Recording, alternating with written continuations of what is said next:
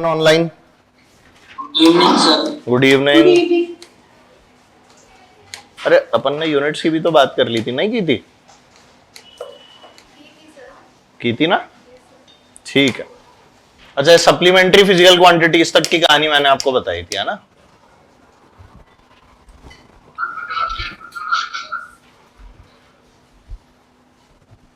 तो बारिश चालू हो गई क्या? किस चीज की आवाज आ रही है? बच्चों के यहाँ पे बारिश हो रही है?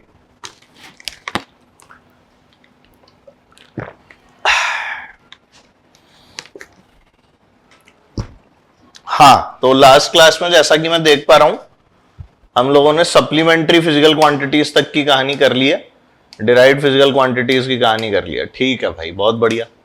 सबको याद है ना ये सब? इजी इजी सही था ये तो सारा का सारा, है ना? समझ में आ रहा था ये सब? बोल भी दो, है ना? ठीक है भाई। तो हमारे सारे बच्चे आ चुके हैं पढ़ने वाले ऑनलाइन। कुछ एक लोग गायब दिख रहे हैं अभी मेरे को। चलो कोई बात नहीं, आ जाएंगे। तो जिया चश्मा लग गया? पहले से ही था? आज लगा के आई है? कॉन्टैक्ट लेंस लगाती है? हैं कॉन्टैक्ट लेंस? नहीं, क्या होता है सर ये? पता तो है क्या होता है? अच्छा, क्या होते हैं कॉन्टैक्ट लेंस? कौन बताएगा? कहां लगाया जाता है? रेटिना पे लगाया जाता है। अच्छा, रेटिना तो आंख के पीछे वाला हिस्सा होता है यार। हाँ, कॉर्निया पे पहना जाता है सीधा। कॉर्निया, कॉर्निया से ही तो आंखों में लाइट एंटर करती है, तो एकदम कॉर्निया पे ही पहन लेते हैं उनको। और जो अपने चश्मे का नंबर होता है ना, उससे आधा नंबर कम आपके लेंसेज का नंबर होता है। ये और खास बात है, क्योंकि वो आईज के बहुत पास रहता है, इसीलिए अपन उसको हमेशा आधा नंबर कम लेते हैं। जैसे मान ले मेरा नंबर है 4.5, तो अगर मैं लेंस खरीदूंगा ना, तो उसका नंबर क्या होगा? 4। ऐसे होता है। आई बात समझ? सोच रहे हैं क्यों ऐसा क्यों सुनने को मिल रहा है हमें, ये समझ में नहीं आ रहा। तो देखो, सबसे पहले अब जो अपने को पढ़ना है ना इस वाले चैप्टर में, जो आगे बढ़ना है अपने को, बहुत अजीब टाइप की उमस नहीं हो रही तुम्हें? नहीं लग रहा बारिश आने वाली है बहुत जबरदस्त, है ना? तो हम लोग अब देखेंगे बेटा कि किसी भी फिजिकल क्वांटिटी का मैग्नीट्यूड जो है ना, वो क्या होता है। तो we will be talking about magnitude of a physical quantity. किसकी बात करेंगे बेटा हम लोग? बोल दो। फिजिकल क्वांटिटी का मैग्नीट्यूड की। क्या कर रहा है तू? ठंडा कर रहा है? अच्छा, ये वही है ना वो जो कंबल लेकर आता था? Magnitude of a physical quantity के बारे में चर्चा करेंगे। आइए जरा देखते हैं इसके अंदर होता क्या है। तो जब भी हम लोग बेटा मैग्नीट्यूड की बात करेंगे, है ना, तो मैग्नीट्यूड के लिए हम लोग लिखते हैं, देखो कोई भी फिजिकल क्वांटिटी जो होती है ना, उसके साथ में दो चीजें लिखी हुई होती हैं। एक होता है एन, एक होता है यू। अब इसका मतलब क्या है एन का? एन का मतलब होता है बेटा न्यूमेरिकल वैल्यू। एन का मतलब क्या होता है बच्चों? Numerical value. और यहां क्या लिखा हुआ है? यू। यू का मतलब क्या होता है बेटा? यूनिट। मतलब अगर आपको कोई भी फिजिकल क्वांटिटी को रिप्रेजेंट करना है, तो उसके साथ में एक न्यूमेरिकल वैल्यू भी होगी और साथ साथ क्या होगी? एक यूनिट होगी। ठीक है, पिटाई लगा रही थी उसकी, क्यों? तो न्यूमेरिकल वैल्यू और साथ में क्या होगी? यूनिट। तो तुम ही सोचो, दुकान पर जाके अपन बोलते हैं भैया कपड़ा दे दो, कितना कपड़ा दे दो ये बताना जरूरी है कि नहीं है? मैं तुमसे बोलूं भाई कोटा से दिल्ली जो है वो दूर है, कितना दूर है ये तो बताओ? कोटा से बॉम्बे दूर है। अच्छा, बहुत दूर है? पास है? सर बहुत दूर है। अच्छा, तो बहुत दूर तो कितना? तो मेजरमेंट भी चाहिए ना, न्यूमेरिकल वैल्यू चाहिए और उसके साथ साथ यूनिट भी चाहिए। अभी कोई किलोमीटर में बता रहे, कोई मीटर में बता रहे। अब कपड़ा किस में लेते हो, किलोमीटर में या मीटर में? मीटर में। अब तुम कपड़े की दुकान पे जाके बोलो भैया 5 किलोमीटर कपड़ा दे दो, अरे भावड़िया है क्या? वो मारेगा तो जूते कि मेरी दुकान के सारे कपड़े भी निकाल लेगा तो भी 5 किलोमीटर कपड़ा कहां से दे पाऊंगा मैं तेरे को? ठीक है, तो ऐसे थोड़ी ना है। तो सही यूनिट और एक न्यूमेरिकल वैल्यू, दोनों चीजें होनी बहुत जरूरी है। ठीक है, अभी मैं बोलूं मेरी हाइट 50 फुट है, कोई मानेगा? ऑब्वियस है नहीं मानेगा। कैसी बातें कर रहे हो सर? पर अगर मान लो ये मैं आप लोगों से इसकी लेंथ पूछूं तो तुम फुट में बताओगे क्या? इसकी लेंथ इंचेस में बता दोगे, सेंटीमीटर में बता दोगे। पर यही तुम्हें जगह की डिस्टेंस नापनी है तो किस में बताओगे? किलोमीटर में बताओगे। तो डिफरेंस समझ रहे हो? जैसी क्वांटिटी होती है ना अपन यूनिट वैसा ही कर लेते हैं। छोटी क्वांटिटीज के साथ में हम लोग छोटे यूनिट्स अटैच करने की कोशिश करते हैं और बड़ी क्वांटिटीज के साथ में हम लोग बड़े यूनिट्स अटैच करने की कोशिश करते हैं, जिससे वो क्वांटिटी कैसी दिखे? छोटी। इसका मतलब क्या है ध्यान से समझना, बहुत जोरदार जोरदार सी चीजें होती हैं। अभी तो अपने को पता नहीं लगता कौन आया, 1 मिनट रुक। लोगों के साथ में रह रह के उसके बाद में अब मुझे कोई अजीब नहीं लगता दुनिया में, ठीक है? तो कोई भी quantity, it is a combination of numerical value and unit, और इसको हम लोग क्या बोलते हैं? Magnitude of a physical quantity. हमेशा एन और यू साथ साथ लिखे जाते हैं, और इसी को हमने नाम क्या दिया बेटा? Magnitude of a physical quantity. आई बात समझ में? ये होता है magnitude of a P Q. आई बेटा क्लैरिटी? ठीक है। अब एक चीज देखना, बड़ी जोरदार चीज यहां से आपको पता लगेगी। अगर मैं यहां पर लिखूं बेटा 1000 मीटर और यहां पर लिखूं 1 किलोमीटर, तो एक ही बात है, अलग अलग है? अरे यार बोलो ना, एक ही बात है। 1000 बड़ा है या 1? अरे 1000। और किलोमीटर बड़ा है या मीटर? किलोमीटर बड़ा होता है। तो हमने क्या देखा कि न्यूमेरिकल वैल्यू अगर बड़ी है तो यूनिट छोटा है, और अगर न्यूमेरिकल वैल्यू छोटी है तो यूनिट कैसा है? बड़ा। इसका मतलब क्या मैं ऐसे लिख सकता हूं, n जो है वो इनवर्सली प्रोपोर्शनल टू u होता है। यानी अगर यूनिट बड़ी होगी तो n छोटा होगा, और अगर यूनिट छोटी होगी तो n बड़ा होगा। और इसीलिए हम लोग क्या बोलते हैं बेटा? n टाइम्स ऑफ u जो होता है इसको कांस्टेंट बोला गया है। किसी भी यूनिट के अंदर आप लिखें n टाइम्स ऑफ u की वैल्यू हमेशा क्या रहती है? कांस्टेंट, जिसका सीधा सीधा मतलब क्या निकलता है बेटा? बोलो, n1 u1 बराबर n2 u2। अरे नहीं आया समझ में? बोलते भी नहीं हो, समझ गया ना? किसी एक यूनिट में 1000 मीटर और 1 किलोमीटर, एक ही बात है। तो चाहे ऐसे लिख लो चाहे ऐसे लिख लो, पर इसमें हमें यह पता लग गया कि n जो है वो u से इनवर्सली प्रोपोर्शनल होता है। जितनी बड़ी यूनिट होगी क्वांटिटी उतनी छोटी होती रहेगी, और जितनी छोटी यूनिट होगी आपको क्वांटिटी उतनी बड़ी दिखेगी। ठीक है? मैं बोलूं 5 किलो और 5000 ग्राम, तो KG is a bigger unit but 5 is a smaller number. Yes और नो? तो न्यूमेरिकल वैल्यू छोटी और यूनिट कैसा? बड़ा। हाँ या ना? और न्यूमेरिकल वैल्यू बड़ी तो यूनिट कैसा? तो इसलिए हम बोलते हैं n1 u1 जो है वो किसके बराबर होता है? n2 u2 के बराबर होता है। क्लैरिटी आई सबको? चलो ठीक है। अब इसका कुछ खेल करते हैं अपन लोग। और क्या खेल करना है आओ देखें बेटा सवालों के साथ। ये नोट कर लिया है सबने?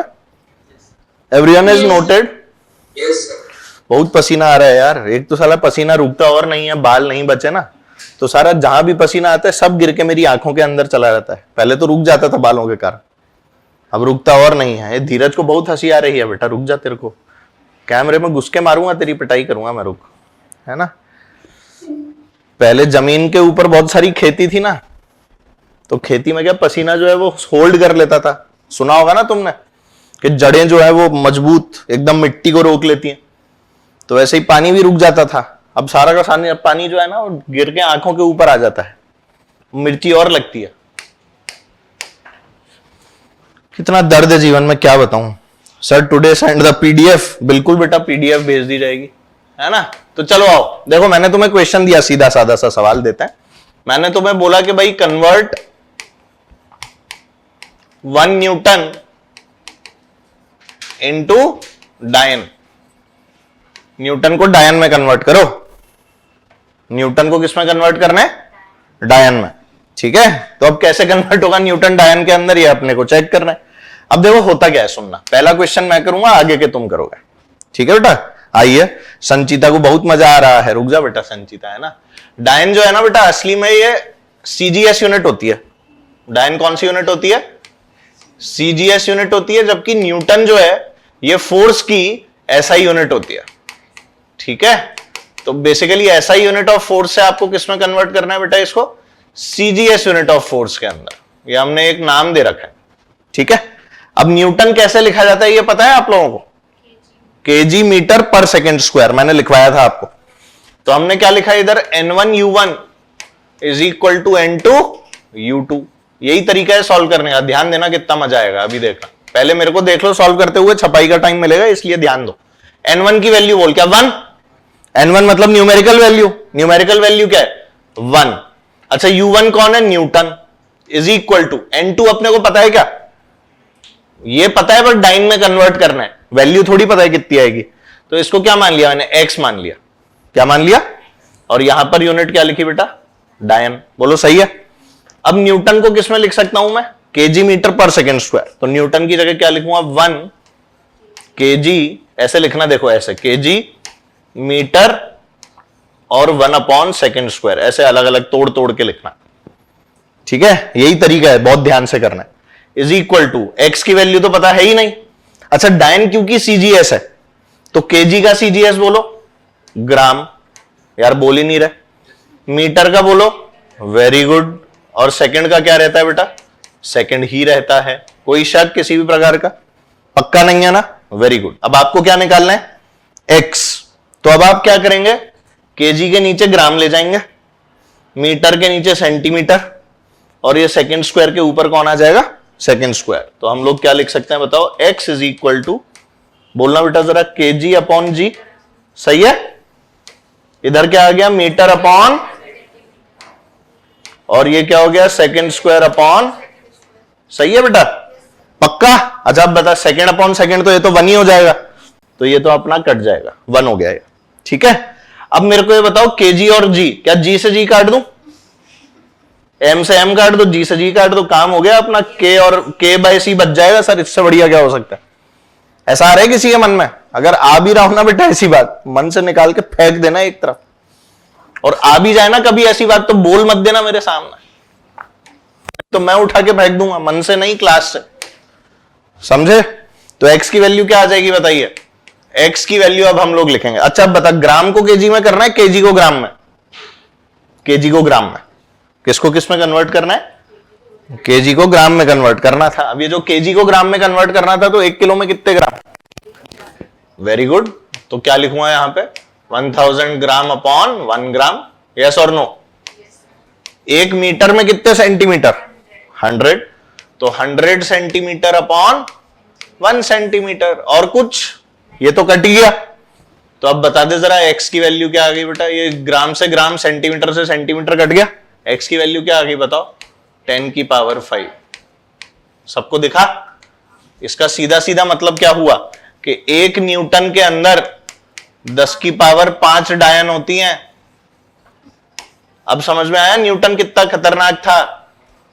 1 न्यूटन इज इक्वल टू 10 की पावर 5 डायन्स।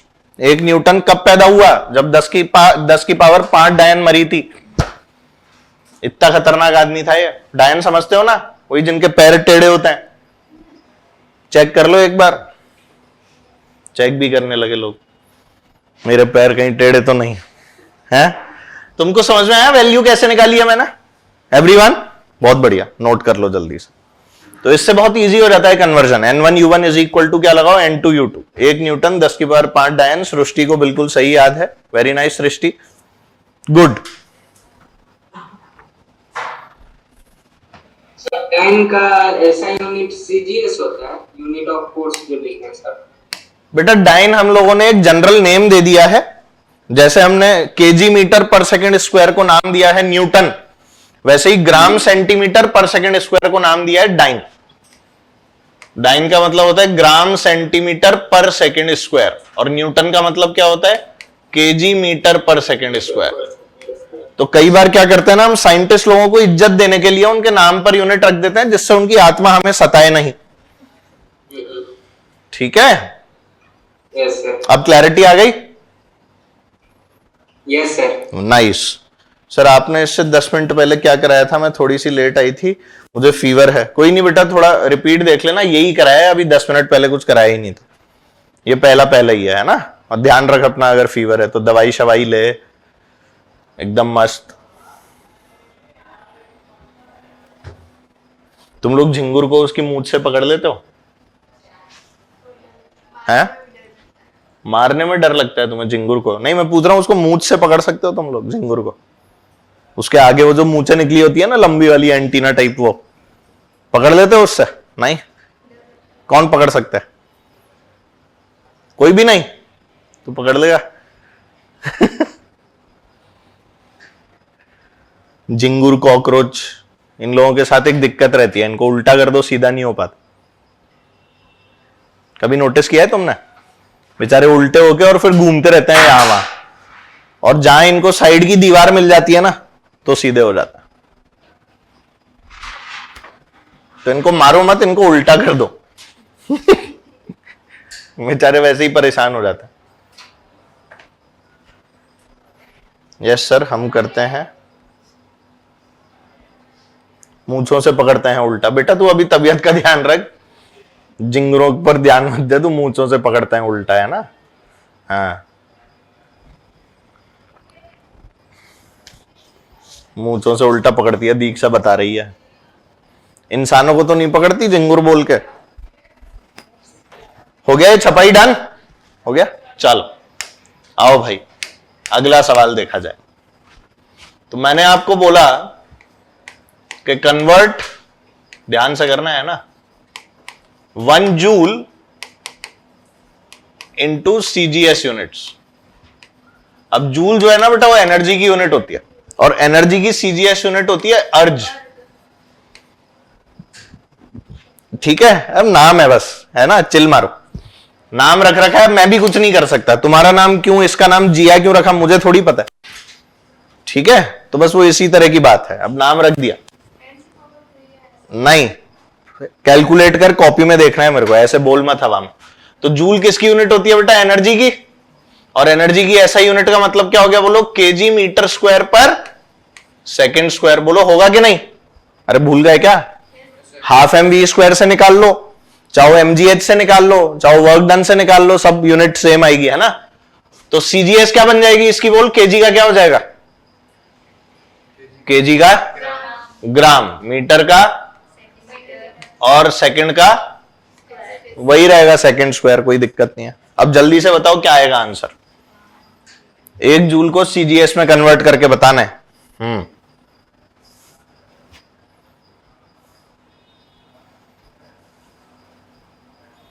भावना शर्मा थोड़ा सा लेट आते हुए क्लास के अंदर।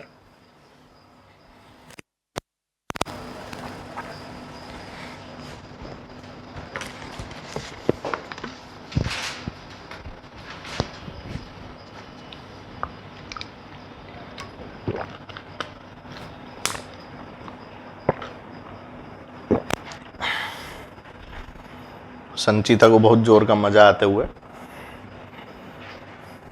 रुक जा संचिता।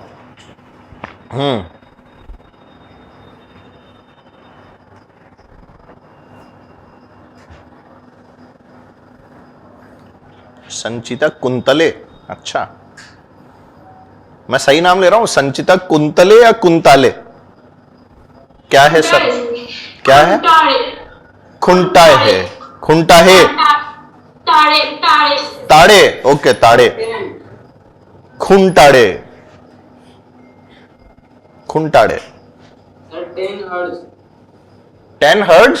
अच्छा 10 अर्ग, 10 अर्ग गलत है बेटा।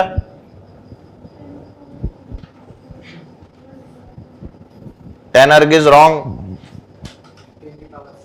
10 की पावर 6 ये भी गलत है। 7 बिल्कुल सही है। तू कलम हिला क्यों रही है? कलम चलाए ना, याद है तो क्या होता है बेटा, फिर प्रैक्टिस कैसे होगी?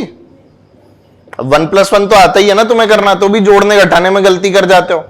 2 + 3 6 लिख के आते हो कि नहीं आते? कई बार हुई है ना ये गलती सबसे, ईमानदारी से बताओ। 2 + 3 = 6 और 2 × 3 = 5। हुई है गलती? नहीं हुई? तेरे को पता भी नहीं है तूने गलती की है। ये ऐसी गलती है जो बचपन में हो ही जाती है बेटा, ना चाहते हुए भी। तो चलो भाई क्या लिखना है हमें? N1U1 = N2U2। N1 बोलो कितना बेटा? 1। और जूल की जगह क्या लिख दूं? केजी। आगे बोलो मीटर स्क्वायर। आगे बोलो 1/सेकंड स्क्वायर। यही तो लिखना था, है ना? N2 पता है क्या अपने को? नहीं पता है तो N2 को x मान लिया। अब यहां क्या लिखूं बोलो? ग्राम। मीटर की जगह सेंटीमीटर स्क्वायर, और सेकंड स्क्वायर का तो वो का वो आ ही जाएगा। सही है? अच्छा इसको तो यहीं काट देता हूं, इसको यहीं काट दूं, लिखूं क्या वापस वहां पर जाके? बोलो, इसको यहीं काट दिया है मैंने। अब बोलो भाई x की वैल्यू क्या लिखूंगा? बोलो kg/ग्राम, सही लिख रहा हूं, और metre square upon centimetre square. बताइए अब सही लिखा है मैंने? अब देख, 1 मीटर के अंदर तो 100 सेंटीमीटर होते हैं, तो 1 मीटर स्क्वायर या 1 स्क्वायर मीटर के अंदर कितने होंगे? 100 इंटू 100 हो जाएगा ना बेटा, सेंटीमीटर स्क्वायर। बता सही है? यही मैक्सिमम लोग जो हैं वो गलत कर जाते हैं। ऐसे ही मान ले मीटर क्यूब बोलता कोई, तो क्या लिखता मैं बोल? 100 इंटू 100 सेंटीमीटर क्यूब। तो यहां से क्या आता देख, 10 की पावर 4 सेंटीमीटर स्क्वायर। बोलिए, और यहां क्या आता? Centimetre cube. तो अगर कोई बोले 1 सेंटीमीटर क्यूब, उसमें कितने मीटर होंगे? 10 की पावर -6 मीटर क्यूब। ये कन्वर्जन भी आना चाहिए उल्टा वाला। भाई अगर ये 10 की पावर 6 इधर आ रहा है और ये 1 है, तो अगर इसको 1 करूंगा तो ये क्या बन जाएगा? 1/10 की पावर 6। ओहो, ऐसे लिखा हुआ है ना, इसको समझ। तुम लोगों को ये लिखना ही नहीं आता। मैंने लिखा 1 metre cube is equal to 10 की पावर 6 सेंटीमीटर क्यूब। बताओ पहले तो ये वाली बात सही है एकदम। अब मैं बोल रहा हूं कि इसको 1 बनाना है, तो 1 सेंटीमीटर क्यूब कितना हो जाएगा? 1/10 की पावर 6 मीटर क्यूब। बता सही है? अब 1/10 की पावर 6 को क्या लिख सकता हूं? हाँ, 10 की पावर -6 मीटर क्यूब। यस और नो? तो एक कन्वर्जन आपको पता होने चाहिए। अब तुम ही बताओ 1 सेंटीमीटर स्क्वायर का क्या आएगा? हाँ, 10 की पावर -4 मीटर स्क्वायर। आई बात समझ में? ये वो कन्वर्जन है जो वैसे आपको बहुत काम आता है, आगे भी आप देखेंगे ना, तो ये सब बहुत काम आएगा। ध्यान देना इन सब चीजों पे। अब चलो आप वैल्यूज को पुट कर दो, बताना जरा क्या आ जाएगा। ऊपर बोलो भाई 1000। 1 मीटर स्क्वायर मतलब अब क्या लिखूं? 100 into centimetre square upon 1 centimetre square. क्या सेंटीमीटर स्क्वायर कट जाएगा? क्या ग्राम ग्राम कट जाएगा? बचेगा क्या? 3 इधर और 4 इधर। कितने आ गए? 10 की पावर 7। ठीक है, इससे क्या पता लगता है? 1 जूल के अंदर 10 की पावर 7 अर्ज होते हैं। ठीक है, कोई बोले ना अर्ज किया है, तो उसको बोलना अर्ज नहीं किया है। अर्ज तो एनर्जी की यूनिट होती है। तू क्या अर्ज करेगा? हम करते हैं अर्ज तेरे आगे। आई बात समझ? आगे से अर्ज किया है का मतलब क्या है? एनर्जी। कोई बोले ना अर्ज किया है, तो उसको क्या बोलोगे? अर्ज किया है नहीं। 1 जूल में 10 की पावर 7 अर्ज होते हैं। और उल्टा क्या है? 1 अर्ज में कितने जूल? तो 10 की पावर -7 बोलना सीधा। भाई इसका उल्टा नहीं कर सकते क्या अर्ज? ऐसे अर्ज करोगे तो ऐसे आएगा और ऐसे अर्ज करोगे तो ऐसे आएगा। तुम्हें समझ थोड़ी आती है ये सब चीजें। कौन सा अर्ज कर रहे हो सर आप? ये आपने क्या अर्ज किया है? हमें तो यही समझ नहीं आ रहा। अरे समझ में आ गया? इजी है बच्चों।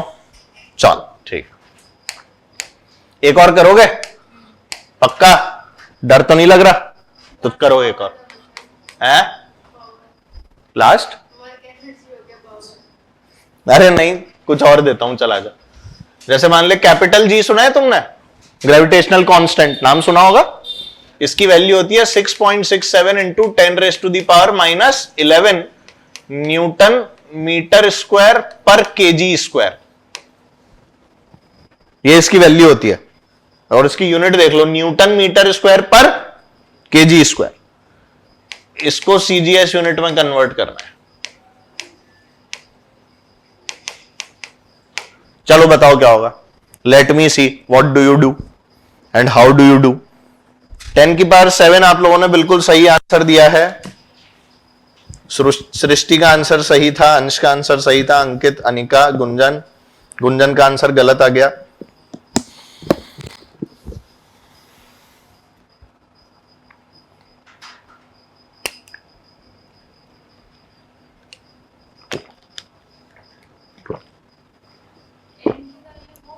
है बेटा? किसकी वैल्यू? ये न्यूटन है। हाँ, n की पावर 1 है। हाँ ऑब्वियसली बेटा ये n1 है। हाँ ये बिल्कुल n1 हो जाएगा। n2 आपको निकालना है। ओमी जे तोमार शुधु जे तोमार रमी जे तोमार मेरी चाहतें तो फिजा में बहेंगी जिंदा रहेगी होके फना तननिंदुम तननिंदुम तननिंदुम तननिंदुम तानतीनि तानतीनि ताना तुम अमी जे तोमार। गाना पता नहीं है सर, मतलब गाना पाता नहीं है, क्या बोल रही है ये?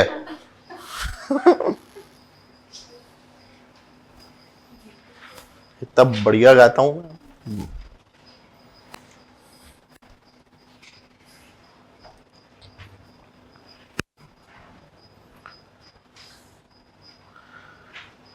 साथी रे मर के भी अब ना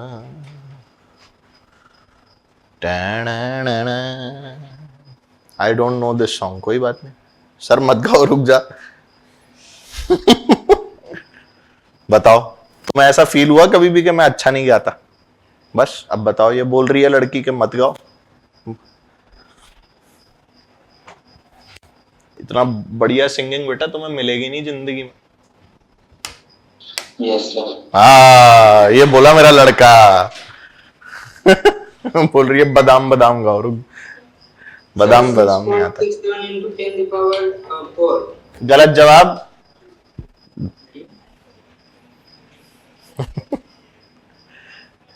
ये कह रहे हैं श्रेया घोषाल।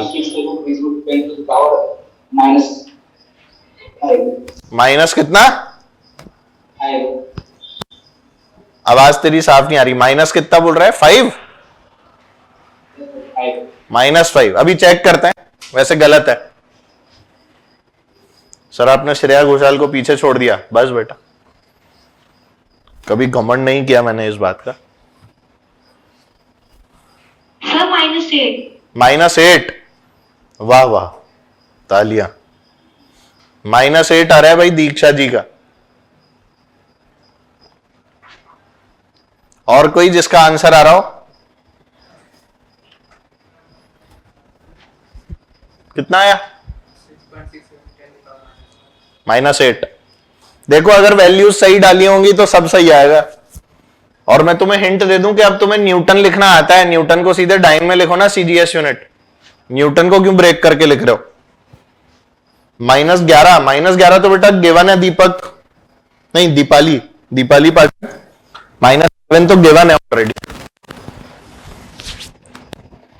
तो आपके हिसाब से सेम वैल्यू रहेगी जो आप गलत सोच रही हैं, ऐसा नहीं है। चलो आओ फॉर्मूला लगाता हूं मैं तो। N1U1 इज इक्वल टू क्या होता है बोलो? N2U2। मैंने तो यही फॉर्मूला पढ़ा है, तुमने भी यही पढ़ा है ना? पक्का? चलो N1 बोलो इस बार। 6.67 इंटू 10⁻⁻11 मल्टीप्लाइड बाय न्यूटन लिख लूं अलग, मीटर स्क्वायर अलग, और 1/kg² आ गया बेटा अलग। बोलो सही। अब किसकी वैल्यू निकालनी है? इसकी डायन में, मतलब सीजीएस में। तो x टाइम्स ऑफ क्या हो जाएगा? न्यूटन का बोलो डायन, मीटर का बोलो सेंटीमीटर स्क्वायर, और केजी स्क्वायर का बोलो 1/g²। यार एक तो बोलते ही नहीं हो। ऐसे लिखा था कि नहीं लिखा था? ऐसे ही लिखा है? नहीं लिखा है ऐसे? तो यही तो लिखना था, और कैसे आएगा?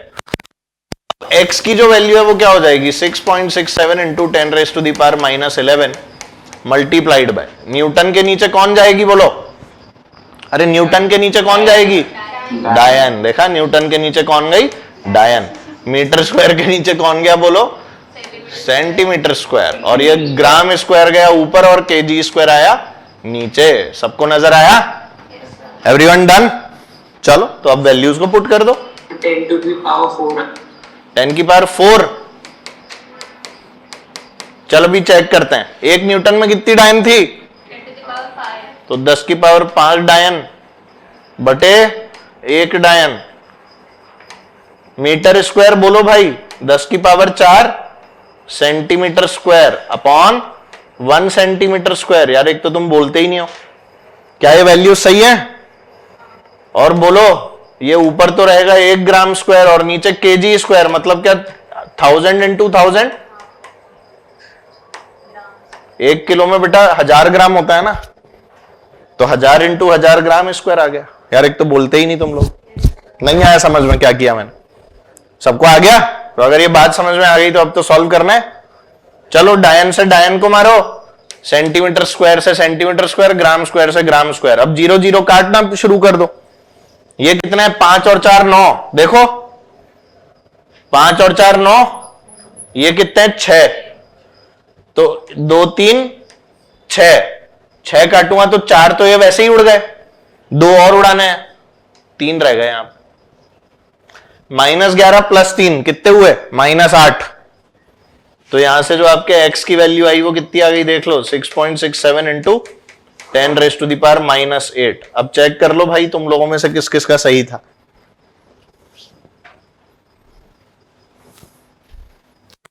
जल्दी चेक करो किस किस का सही था। किसका सही है? दीक्षा का, दीक्षा का सही है, अंश का सही है, और किसका सही है बेटा बताओ?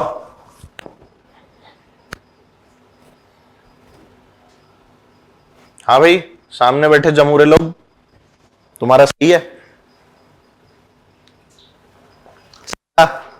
नहीं? हाँ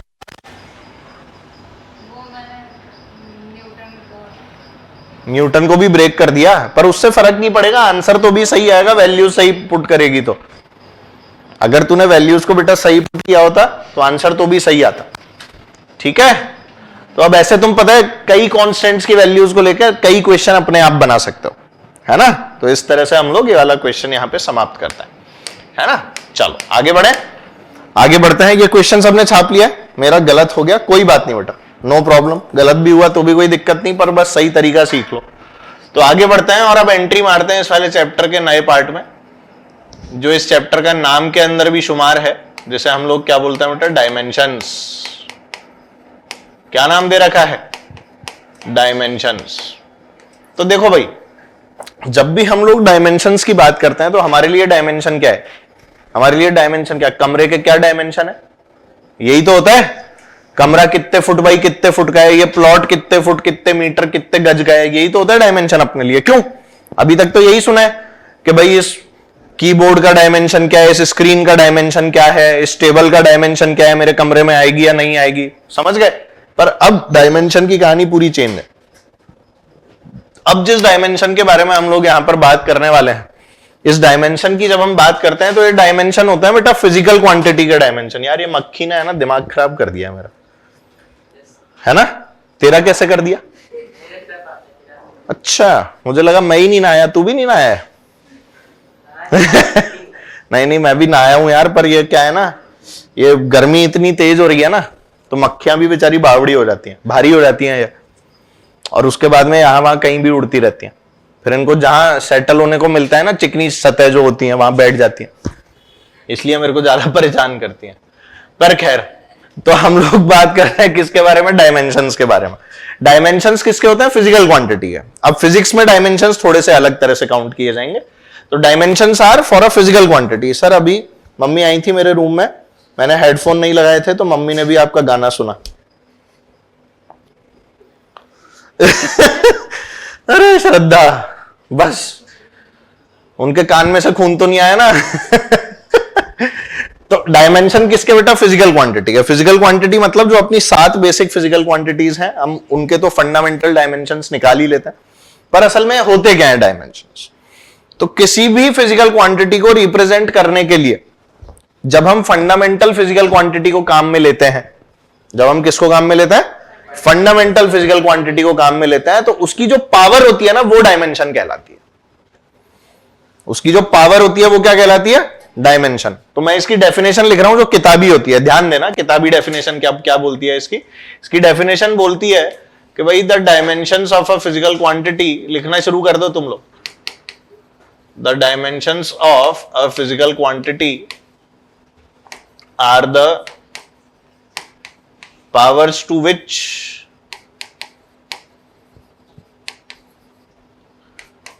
the fundamental physical quantities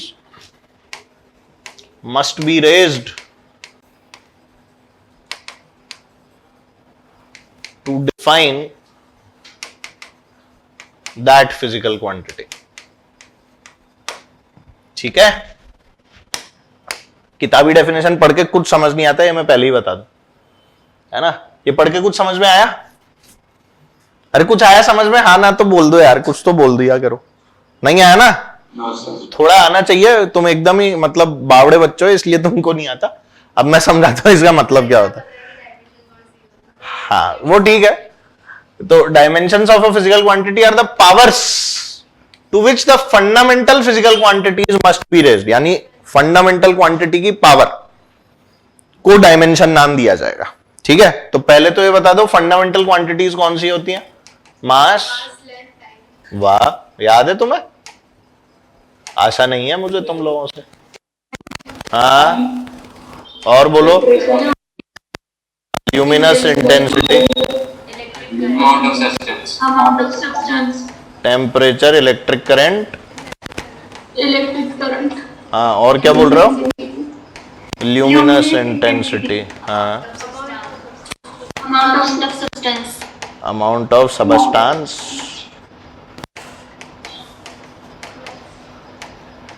बस चलो भाई, फंडामेंटल तो यही है ना। अब मुझे भी पता है 7 के बाद लिखनी नहीं है, अब क्या बस और ट्रक कर रहे हो तुम लोग? नंबर ही 7 डाल लिया मैंने, तो अब थोड़ी लिखूंगा उसके आगे हैं। चलो तो बेटा मास को जो अब रिप्रेजेंट करते हैं ना हम लोग डायमेंशनली, तो हम लोग क्या करते हैं, ऐसे स्क्वायर ब्रैकेट लगा के ऐसे एम लिख देते हैं। ठीक है, लेंथ के लिए क्या बोलेंगे बोलो? एल। टाइम के लिए बोलो टी। तुमको पता है क्या बोलेंगे? टेम्परेचर के लिए बोलो, अब टी नहीं होता, अब या तो होता है के या होता है थीटा। टाइम का सेकंड यूनिट होती है, डायमेंशनली टी लिखते हैं। ठीक है, एल में मीटर क्यों नहीं बोला तूने? एम में केजी क्यों नहीं बोला तूने? टाइम में ही क्यों सेकंड बोला? बाकी का याद ही नहीं है क्या? तो फिर एम में भी केजी बोलता, लेंथ में भी मीटर बोलता ना, वो यूनिट है भाई। अब क्या लिख रहा हूं? डायमेंशनल कैसे रिप्रेजेंट करता है। ठीक है, इलेक्ट्रिक करंट का बोलो बेटा, आई या फिर ए, दोनों ही तरह से करता है। ल्यूमिनस इंटेंसिटी कहीं काम नहीं आएगा, बस पता होना चाहिए, सीडी से ही रिप्रेजेंट करता है। और अमाउंट ऑफ सब्सटेंस काम आता है 2-4 जगह, उसको मोल MOL से रिप्रेजेंट करता है। ठीक है, सबका रिप्रेजेंटेशन मैंने आपके सामने लिख दिया, पर अभी खत्म नहीं हुआ है, ध्यान देना। अभी जो मैं चीज आपको बताने वाला हूं ध्यान दो। डेफिनेशन इसकी एग्जांपल लिए बिना किसी को समझ में नहीं आती, तो सब लोग बहुत ध्यान से देखेंगे। जैसे हमने एक क्वांटिटी पढ़ी जिसका नाम है स्पीड। स्पीड के बारे में सब जानते हैं, सब ऊपर देख लो, छपाई मत करो। मैंने बोला स्पीड, स्पीड की यूनिट बोलो बेटा जल्दी से। मीटर पर सेकंड, ऐसे ही तो लिखते हो। मीटर का मतलब क्या बेटा? लेंथ होता है। अरे मीटर किसमें नापी है? लेंथ नापी है ना, तो मीटर को तो क्या लिखोगे? एल। और सेकंड मतलब क्या है? Time, L/T। सही है। अब इस T को अगर ऊपर ले जाओगे तो ये क्या बन जाएगा बोलो? L times of T। और जब ऐसे लिखे हो ना बेटा, तो इनको आप एक करके लिख सकते हो, LT-1। समझ रहे हो? जो नीचे लिखा है ना उन सबको ऊपर ले जाते हैं और उनकी पावर नेगेटिव कर देते हैं। अब ये जो लिखा हुआ है चीज, इसको हम बोलते हैं बेटा डायमेंशनल फॉर्मूला। क्या बोलते हैं इसको? Dimensional formula. और उसको बेटा ऐसे ही हमें डब्बे के अंदर बंद करना है, स्क्वायर ब्रैकेट के अंदर। LT-1 is the dimensional formula for speed. अब आपको कोई बोले कि क्या स्पीड के अंदर मास काम आता है, तो इसमें मास का डायमेंशन क्या दिख रहा है? दिख रहा है क्या मास लिखा हुआ? M लिखा हुआ दिख रहा है? M काम भी नहीं आता। लेंथ के डायमेंशन क्या है स्पीड में? 1। क्यों? क्योंकि पावर क्या है लेंथ की यहां पे? 1। बोलो यार भाई, लेंथ की पावर 1 बोल सकता हूं ना। जिसका कोई नहीं होता उसका कौन होता है? 1। नहीं, भगवान होता है। कैसे बावड़े लोग हो तुम? जिसका कोई नहीं होता उसका 1 कैसे होगा? भगवान होता है। यहां कौन है? फिजिक्स में कौन होता है? 1 होता है। चलो सीख गए तुम लोग। जिसका कोई नहीं उसका कौन? तो यहां पर असल में L की पावर क्या लिखी है? 1। तो लेंथ के डायमेंशन क्या हुए स्पीड में? 1। और टाइम के? वेरी गुड, ये होता है डायमेंशन। तो टाइम के डायमेंशन -1 और लेंथ के 1। समझ गया? एक कॉपी दे देना मेरे को जरा, आज ये मक्खी की मौत है। कोई भी कॉपी दे दे यार, खाली पड़ी हुई भरी हुई कैसी भी। अब की बार आएगी ना, तो आज इसके मजे ले लेते हैं। आने दे इसको।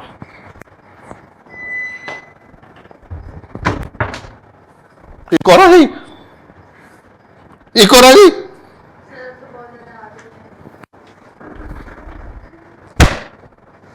गई क्या? उड़ गई? इम्पॉसिबल कुछ नहीं होता बेटा। Impossible is just a state of mind.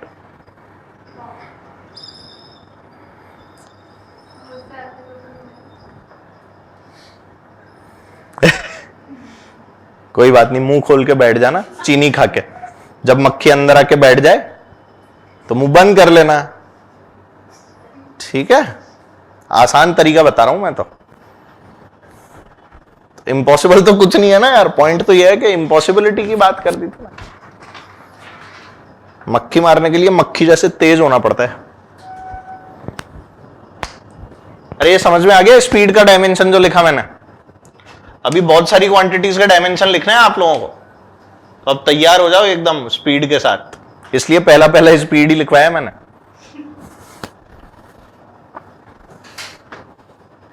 एक मक्खी संचिता पे भी बैठी हुई है स्क्रीन पे। जहां संचिता का नाम लिखा है वहीं मक्खी बैठी हुई है।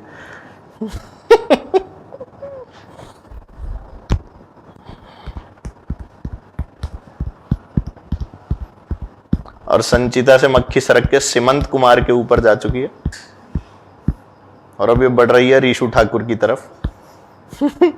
रास्ते में श्रद्धा यादव के पास से गुजरती हुई मक्खी, और ये देखिए गायत्री के ऊपर आई, और अब ये उड़ते उड़ते गई दीपाली के पास। अब मक्खी गूगल पे कुछ सर्च करने की कोशिश कर रही है जो उसको मिल नहीं रहा है, और ये वापस आगे बढ़ते हुए अनिया के पास में पहुंच चुकी है। वाह, आनिया के पास, सॉरी। कम ऑन मक्खी, गो मक्खी, गुंजन के ऊपर भी बैठना है तुझे। नहीं, मैं रोशन पर बैठूंगी। और ये बढ़ती है मक्खी आदर्श तिवारी की ओर। क्या हुआ रोशन? सर वैसे भी घर में मक्खियां नहीं है, इसलिए स्क्रीन पर बैठी एनएम सर के कहने पर। हाँ ये सही है बेटा। अरे नहीं होती ना कई बार, जरूरी थोड़ी है मक्खी हो घर के अंदर, कई बार नहीं होती। कई लोग मुंह खोल के बैठे रहते हैं ना, चीनी डाल के मुंह में, तो सारी मक्खी गई है ना भाई। हाँ संचिता, कम ऑन मक्खी, यू कैन डू इट। ये देखो, चलो इधर आ जाओ, मक्खी से गेम खेल रहे हो। तो बेटा स्पीड के तो हमने निकाल लिए, अब और किसके निकालें? वेलोसिटी के सेम ही होंगे, निकालूं क्या? चलो निकाल देता हूं। वेलोसिटी की भी यूनिट क्या होती है बोलो बेटा? वही मीटर पर सेकेंड। तो डायमेंशन क्या आएंगे बता दो? LT-1। Are you sure?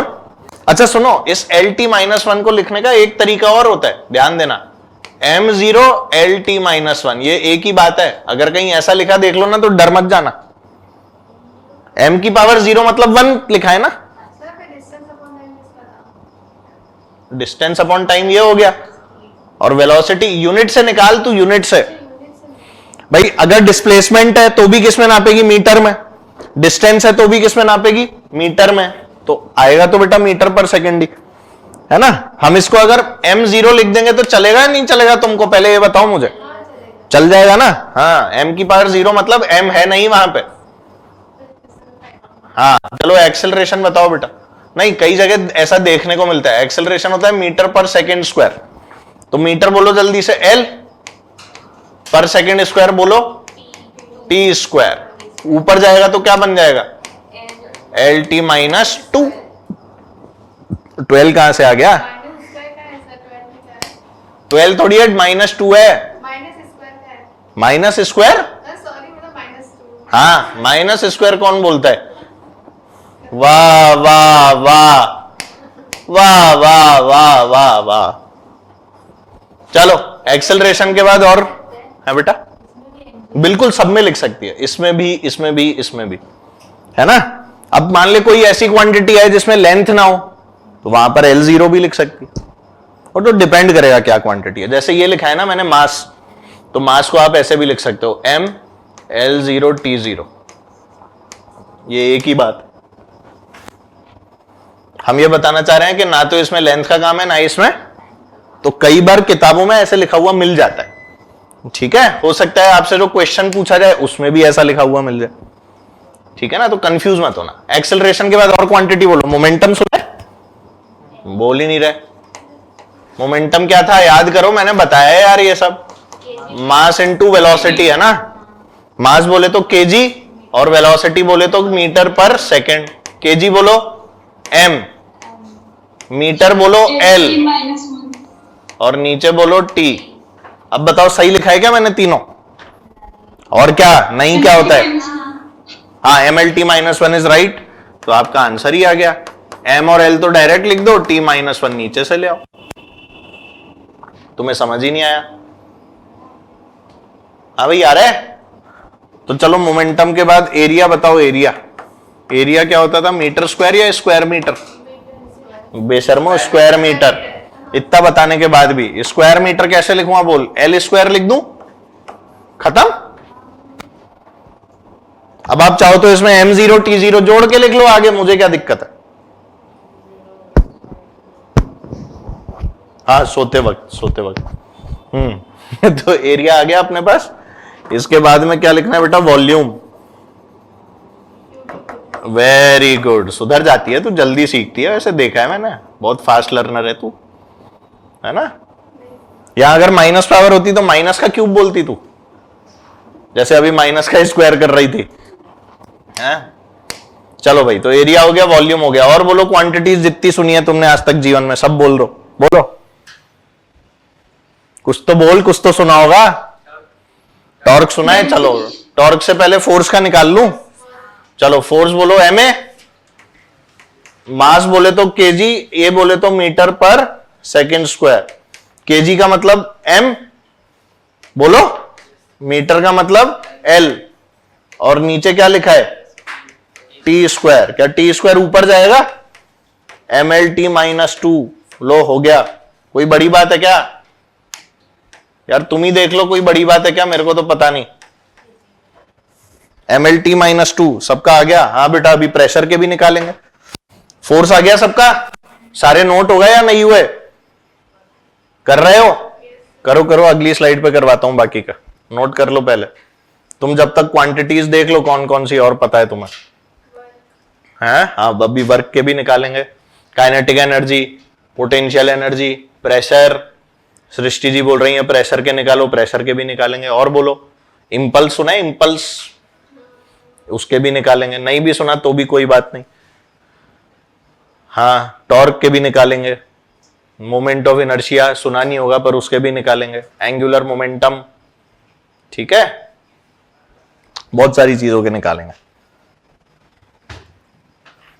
छपाई डन? आ जाओ। अगला किसका निकालूं? प्रेशर। कितने हो गए ये? अच्छा, नंबर तो डाला ही नहीं अपन ने, चलने दो।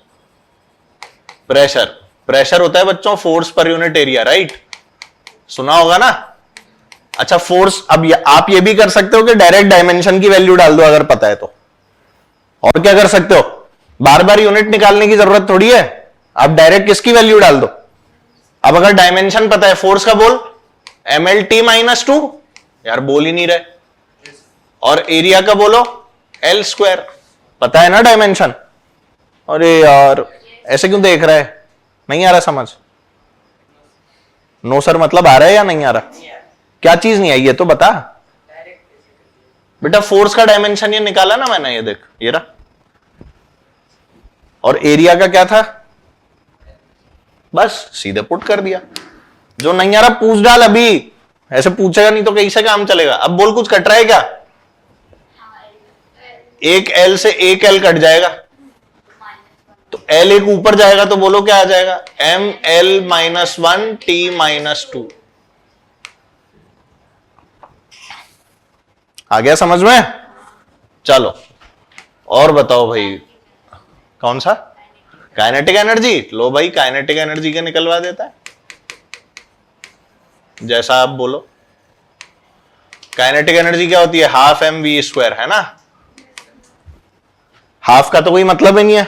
मास का बोलो केजी, और वी स्क्वायर मतलब मीटर स्क्वायर पर सेकंड स्क्वायर। चलो डायमेंशन लिखो।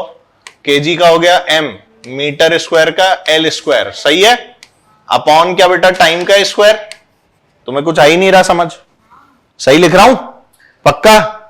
तो कुछ कटरा पिट रहा है क्या इसमें? नहीं कट रहा।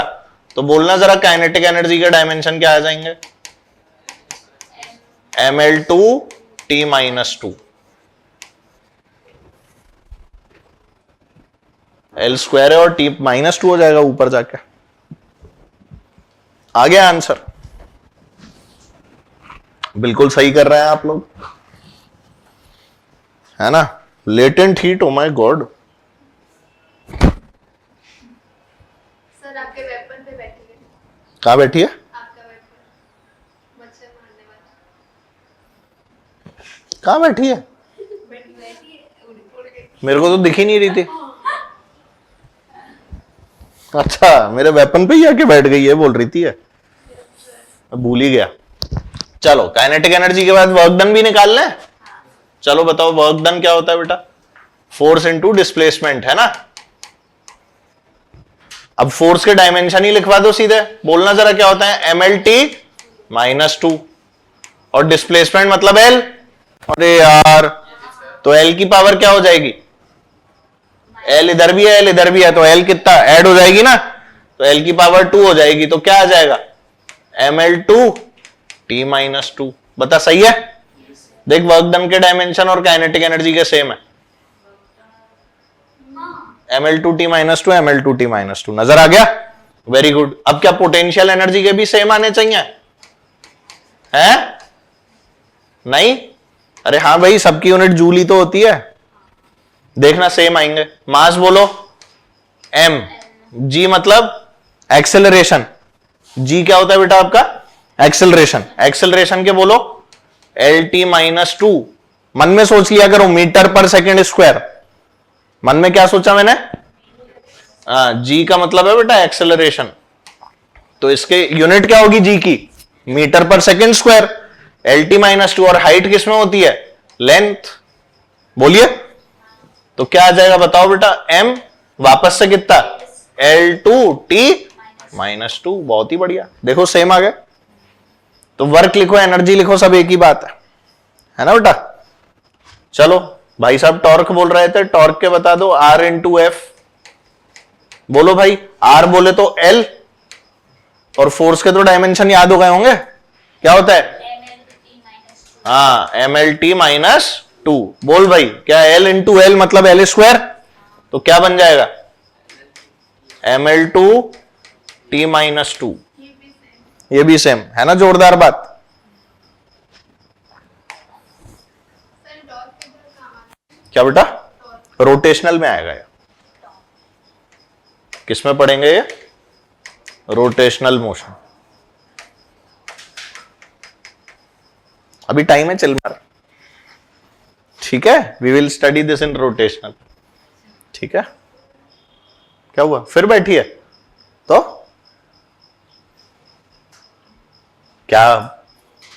मेरे से भी तो शेयर किया करो, क्या बात कर रहा हो? नहीं बताओगे? हैं? कौन?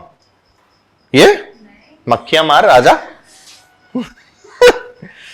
बोरियत दूर करने के बहुत तरीके हैं अपने पास। तो टॉर्क की वैल्यू आ गई कितनी बेटा? R cross F। आगे बोलो भाई, और कौन सी क्वांटिटी है? इंपल्स। बता भाई, इंपल्स। इंपल्स होता है बेटा आपके पास में फोर्स इनटू टाइम। ठीक है, कैसे लिखते हैं इंपल्स को? Force into time. तो फोर्स की वैल्यू, फोर्स के डायमेंशन बोलो mlt-2, और टाइम के बोलो बेटा t। अब ये हो गया t-2, ये लिखा है t, तो क्या बचेगा अपने पास?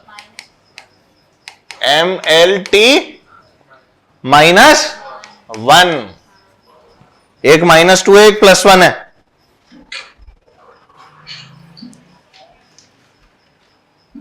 सर रहने दो, आपसे नहीं मरेगी मक्खी, मैं होती तो मार देती। इसने तो यार मेरे मतलब,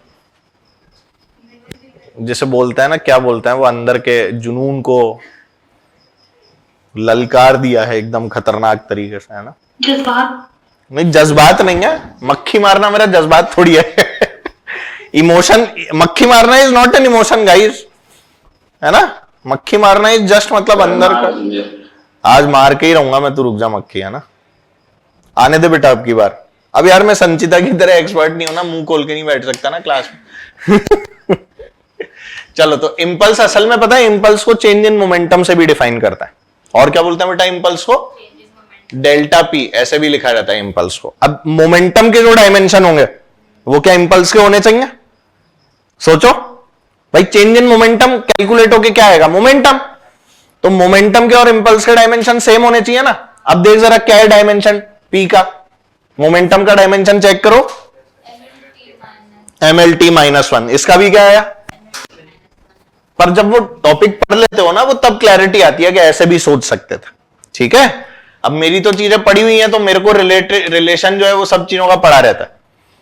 ठीक है, तो वो सारी की सारी चीजें अपने को पता होती हैं इसलिए। अब ऐसे ही मान ले कोई क्वांटिटी है मोमेंट ऑफ इनर्शिया, अभी तुमने सुना नहीं है इसके बारे में पर सुनोगे।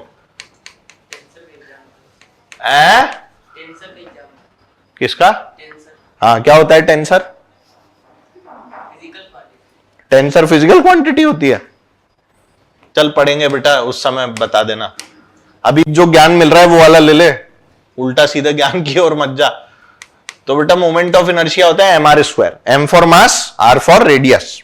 ठीक है, जब आएगा तो पता लग जाएगा r का असल में मतलब क्या होता है। अभी तो तुम r फॉर रेडियस समझ लो। ठीक है, तो बोल m का मतलब कैपिटल M लिख दूं? यार बोल ही नहीं रहे। और r का मतलब क्या? l का स्क्वायर। आंसर बोलिए ml²। बस खत्म, इतना ही है। टाइम वाइम नहीं आता इसमें। टाइम लिखने का शौक है तो t⁻0 लिख दो, है ना। शौक है जबरदस्ती का तो। और बोलो एंगुलर मोमेंटम।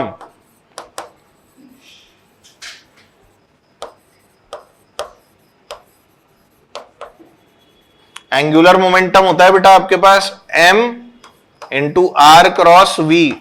असल में ऐसे रिप्रेजेंट किया जाता है इसको। ठीक है, कैसे रिप्रेजेंट करते हैं? mr क्रॉस v से हम इसको रिप्रेजेंट करते हैं। तो जब अपन लोग इसको इस तरह से लिख देते हैं तो हमारे पास क्या आता है बेटा? kg। r का मतलब l, वेरी गुड। और वेलोसिटी होती है बेटा v, तो v का मतलब क्या हो जाएगा? मीटर पर सेकेंड, यानी l अपॉन t। या सीधे भी लिख सकते हो lt -1, नहीं लिख सकते? तो हमारे पास में क्या आता है बताओ? kg की जगह m। kg क्यों लिख दिया मैंने यहां पे? m ही लिख दूं ना सीधे।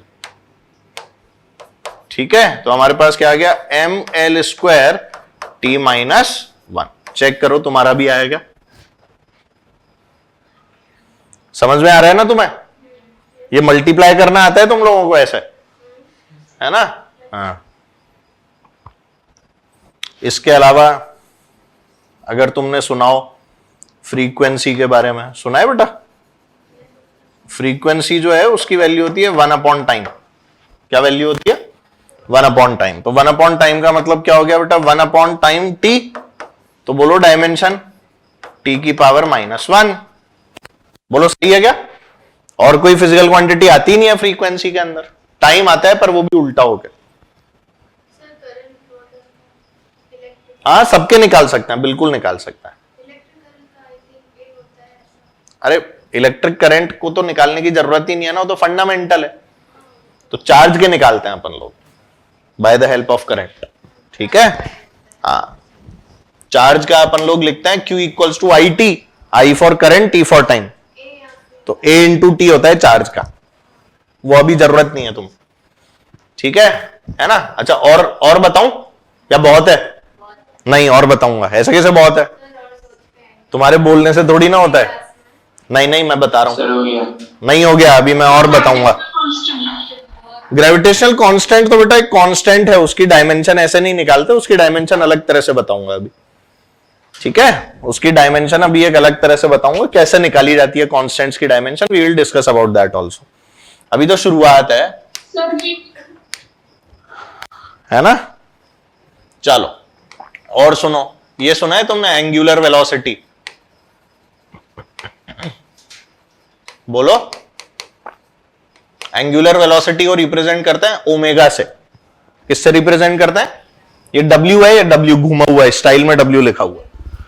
और एंगुलर वेलोसिटी की वैल्यू होती है 2π/t। कैसे लिखते हैं बेटा इसे? तो 2π का कोई डायमेंशन होगा क्या? ये तो नंबर है। तो बेसिकली इसका डायमेंशन भी क्या आ जाएगा, t की पावर -1।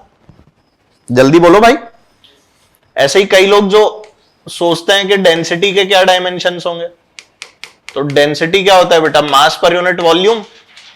बोलिए, मास का मतलब m और बेटा वॉल्यूम का मतलब क्या होता है, L3। बता सही लिखा है मैंने? वॉल्यूम की यूनिट क्या होती है, क्यूबिक मीटर होती है ना, तो नीचे में L3, तो हमारे पास क्या आ गया बताइए, ml-3। यस और नो? एरिया और वॉल्यूम के लिखवाए थे ना मैंने, तुमको नहीं लिखवाए?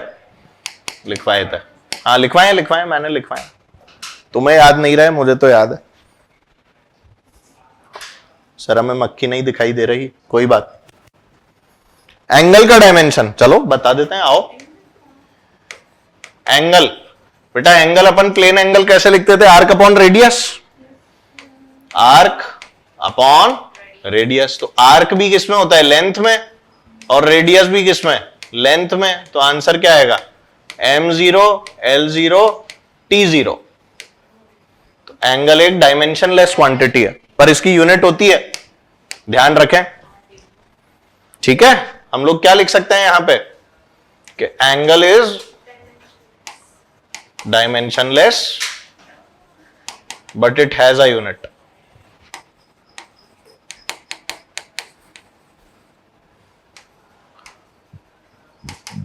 क्या किसी यूनिटलेस क्वांटिटी की डायमेंशन होती है? अरे जल्दी बोलो। अगर मैं ऐसे लिखूंगा, यूनिटलेस क्वांटिटी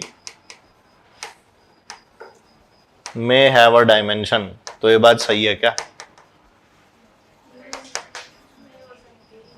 यस और नो? ऑब्वियस है। तो ये वाला स्टेटमेंट क्या है बेटा, फॉल्स। ये वाला स्टेटमेंट क्या है, ट्रू। तो डायमेंशनलेस क्वांटिटी की यूनिट तो हो सकती है, पर यूनिटलेस क्वांटिटी की डायमेंशन होना पॉसिबल नहीं है, है ना? बात समझ में आ गई? हाँ, तो यूनिटलेस क्वांटिटी में have a dimension, never, it never has a dimension. Never अगर लग जाता है यहां पर तो आंसर क्या हो जाता है, ट्रू। ठीक है, नेवर आते ही आंसर हो जाता है आपका ट्रू। बात समझ में आई सबको? ठीक है, तो ऐसे देखो क्वांटिटीज अपन कितनी भी ले लो, थको मत, लेते रहो, बावड़े हो जाओ एकदम भयंकर तरीके से। ठीक है, नई नई क्वांटिटीज लिखते रहो, उनके डायमेंशन निकालते रहो, सब आता रहेगा दुनिया में, तो वो हम लोग आराम से निकाल सकते हैं, कोई दिक्कत वाली बात नहीं है। ठीक है ना भाई? और हमारी मक्खी दीक्षा के ऊपर बैठी है।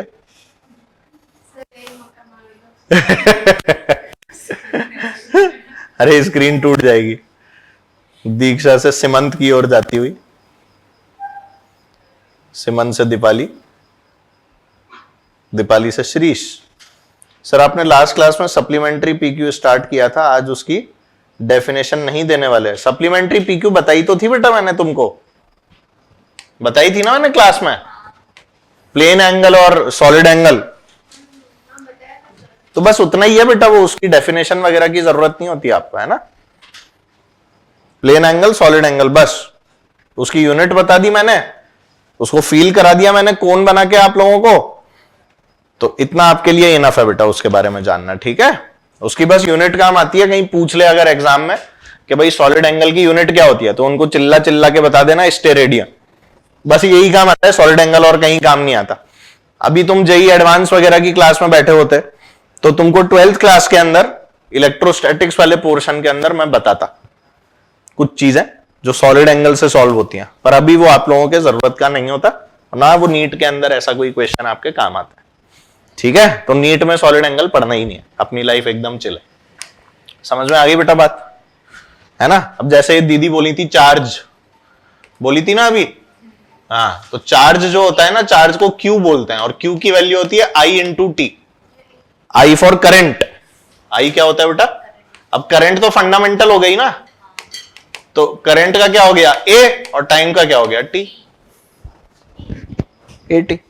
एक चीज याद रखना, कितनी भी तरह की फोर्स हो, उन सबकी डायमेंशन न्यूटन ही होगी, यानी mlt-2 ही होगी। कितनी भी तरह की वेलोसिटी हो तो वो सब क्या होगी, उसकी डायमेंशन वेलोसिटी ही होगी। ठीक है, तो velocity will remain velocity, force will remain force, work will remain work. फिर वो वर्क मैं करूं, तुम करो, ग्रेविटेशनल फोर्स करे, फ्रिक्शन करे, कोई भी करे, वर्क डन रहता है भाई। समझ गया ना मेरी बात? तो इस तरह की चीजों में कंफ्यूज मत होना कभी भी कि वर्क अगर इलेक्ट्रोस्टैटिक वाली फोर्स कर रही है तो अलग होगा, वर्क अगर ये कर रहा है तो अलग होगा। ठीक है, चलो अब हम लोग बात करते हैं बेटा डायमेंशनल एनालिसिस की। अब किसकी बात होगी बच्चों? Dimensional analysis. और डायमेंशनल एनालिसिस के अंदर आपके जीवन में सबसे पहली कहानी जो आएगी वो कहानी आएगी बेटा आपके जो कांस्टेंट्स होते हैं उनके डायमेंशंस निकालना। ठीक है, तो सबसे पहला जो एनालिसिस है उसमें हम लोग करते हैं बेटा finding the dimensions of constants.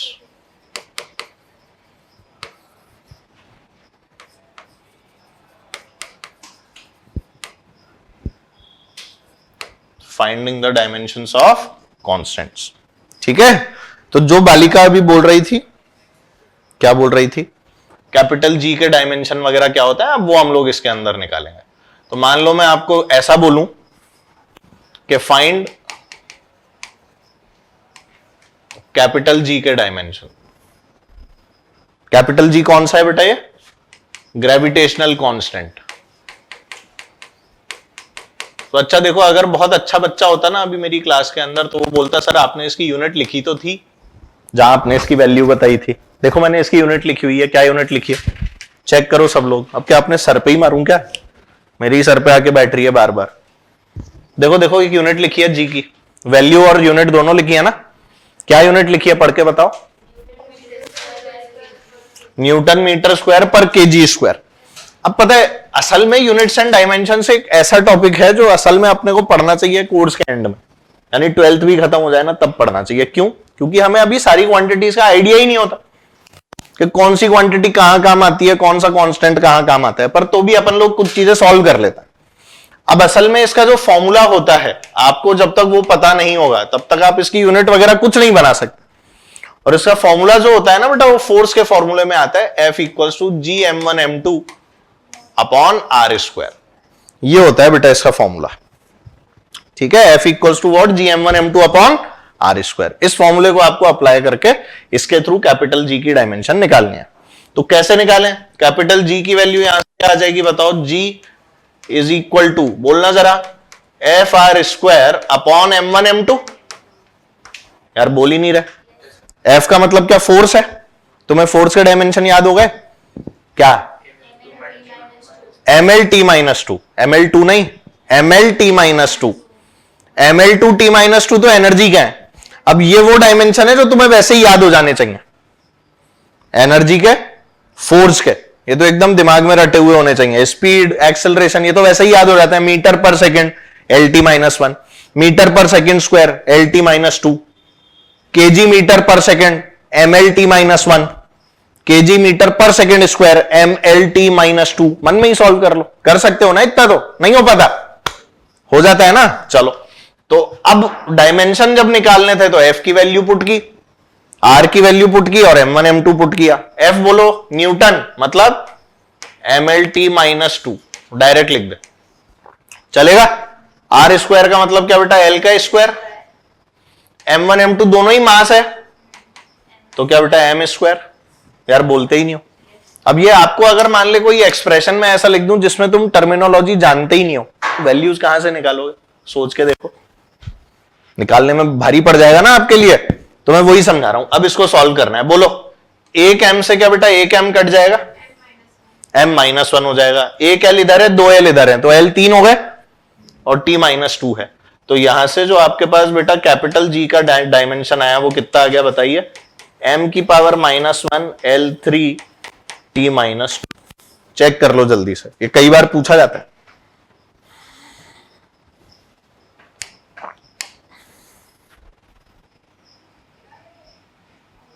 Power के रह गए डायमेंशन। लो पावर के निकलवा देता हूं मैं यहां पे।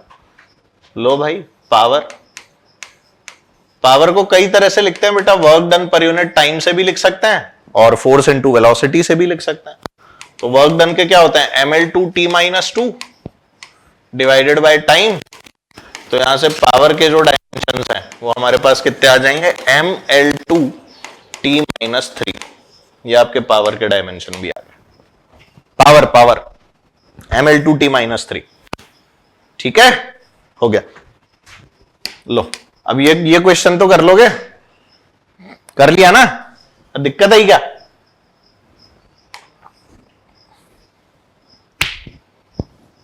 ये पावर वाला जिसको देखना है देख लो, work done per unit time, work के डायमेंशन ml2t-2, टाइम का t। अब ऊपर t-2 है, नीचे t है, नीचे t तो ऊपर जाके ऐड हो जाएगा ना, तो t कितना हो जाएगा, -3।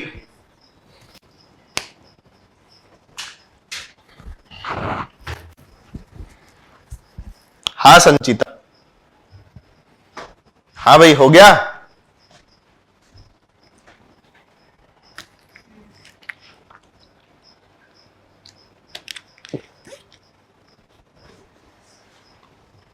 डन है ना ये? चलो अगला देख, फाइंड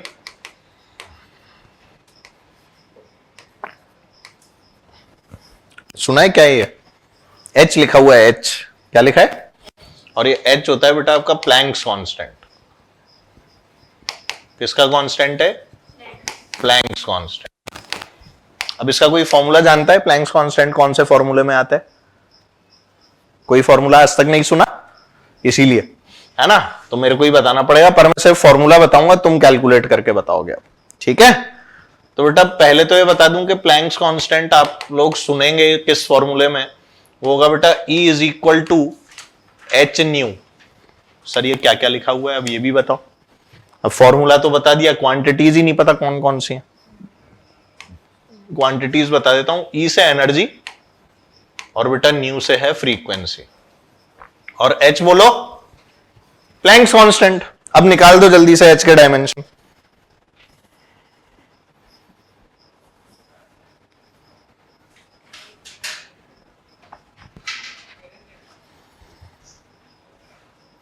केमिस्ट्री में भी यूज होता है, बिल्कुल होता है बेटा, जब आप एटॉमिक स्ट्रक्चर वगैरह पढ़ोगे तो ये देखेंगे आप लोग। हाँ बिल्कुल सही श्रद्धा, यू आर राइट। फिजिक्स के अंदर हम लोग केमिस्ट्री रिवाइज कराते हैं 12th के एंड में, जब मॉडर्न फिजिक्स पढ़ाते हैं।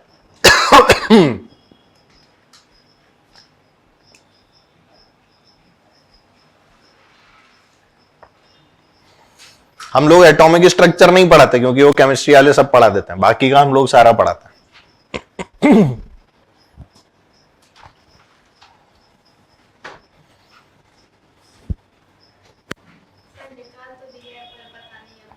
बता दे उसमें क्या है, गलत ही तो होगा और क्या होगा। ml2t-3। चलो और चेक करते हैं। एनर्जी बोलो ml2t-2। अरे पहले बोलो तो सही, एनर्जी यही होती है, =h, जो अपने को पता नहीं जिसके निकालने, और न्यू मतलब फ्रीक्वेंसी। फ्रीक्वेंसी का क्या होता है, t-1, यही आ रहा है। तो h की वैल्यू क्या हो जाएगी बोलो, ml2t-2 अपॉन t-1। अब बेटा t-1 -2 को एक खत्म कर देगा ना, तो ये -1 रह जाएगा। तुमने ऊपर -3 क्यों कर दिया, गलत कर दिया। नीचे अगर अकेला t होता तो ये t-3 होता, नीचे t-1 है तो ऊपर के -2 को एक कम करके -1 आएगा ना यार वो, तो -3 कर दिया तो गलत कर दिया। देखो गणित में ही गलती करते हो तुम, फिजिक्स तो अब आती है तुम्हें। ml2t-1। हाँ तो तेरा सही है, तो मेरी क्लास में चमत्कारी लोग बैठे बेटा, मैं क्या करूं। ml2t-1, ठीक है। ऐसी बेटा यही जो मिस्टेक है ना, ये एक ऑप्शन में दिखेगी तेरे को, यानी ml2t-3 will be option A, और ए ऑप्शन देखते ही अपन में टिक्का और -5 हुआ, खत्म। ऐसी ही गलती होती है, पर ठीक है समय के साथ सुधर भी जाती। ये आ गया ml2t-1, बिल्कुल सही है बेटा, बिल्कुल सही है गायत्री और सृष्टि, बहुत बढ़िया है ना। भाई साहब आप कैलकुलेट कर रहे हो नहीं कर रहे हो, हैं? कर रहे हो? इसके अलावा और भी फॉर्मूले होते हैं जिसमें एच जो है वो देखने को मिलता है, पर हम इतने से काम चला लेते। एक और फॉर्मूला होता है E equals to H C by lambda. उसमें सी होता है स्पीड ऑफ लाइट, लैम्डा होती है वेवलेंथ, वेवलेंथ मतलब लेंथ, वहां से भी निकाल सकते हो। तो देयर आर वेरियस मेथड्स जिनसे आप लोग एक ही चीज को कैलकुलेट कर सकते हो।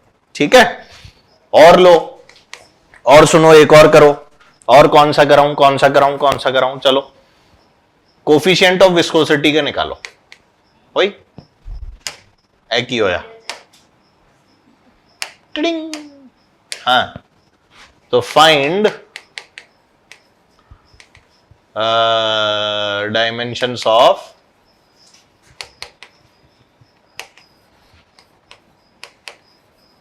Coefficient of viscosity. अब आपने सुना ही नहीं होगा ना इसके बारे में, सुना है? कभी नहीं सुना होगा, और नाम सुन के ऐसा भी लगता है कि सुनना चाहते भी नहीं है सर, पर सुनना तो पड़ता है ना। ईटा से रिप्रेजेंट करते हैं इसको, ये सिंबल है इसका, बना हुआ तो एन है पर बोलते क्या? ईटा। नीटा नहीं बोलते हैं, ईटा बोलते हैं।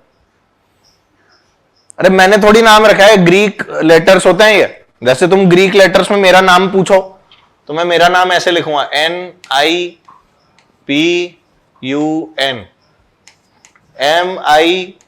MITTAL, ये मेरा नाम है ग्रीक में। तू तो बहुत तेज है ना भाई? ये सब सिंबल्स होते हैं, ये सब क्या होते हैं? All these are symbols. तो ये फालतू में लिखा हुआ है, मतलब ऐसे असल में ग्रीक में ऐसे नहीं लिखते बेटा, ये जबरदस्ती का फालतू फंडेबाजी है ना। चलो अब इधर आ जाओ। तो डायमेंशन निकालने कोफिशिएंट ऑफ विस्कोसिटी के, जल्दी बोलो भाई। कोफिशिएंट ऑफ विस्कोसिटी पहले तो सुन लो होता क्या है और कहां से आता है। हाँ, मैं इसका फॉर्मूला बता देता हूं एक बार सब लोगों को। बेटा कोफिशिएंट ऑफ विस्कोसिटी के फॉर्मूले के लिए आप ये काम में लें, F equals to 6 pi eta RV। आप ये फॉर्मूला काम में लो, ठीक है? इस फॉर्मूले में अब ये तो बता दो सर बाकी की टर्मिनोलॉजी है क्या। तो 6 पाई से तो कोई लेना देना ही नहीं है। F का मतलब तो समझ ही गए होंगे, F होती है बेटा विस्कस फोर्स। कौन सी फोर्स? Viscous force. ईटा क्या हो गया आपका? Coefficient of viscosity. अरे बोल दो भाई। R क्या हो गया बेटा? रेडियस। और V होती है आपकी वेलोसिटी। समझ गए? अब आप लोग निकाल लोगे। 6 पाई से कोई लेना देना नहीं है, क्योंकि वो तो क्या है? एक नंबर है। कुछ लोगों ने निकाल लिया है क्या?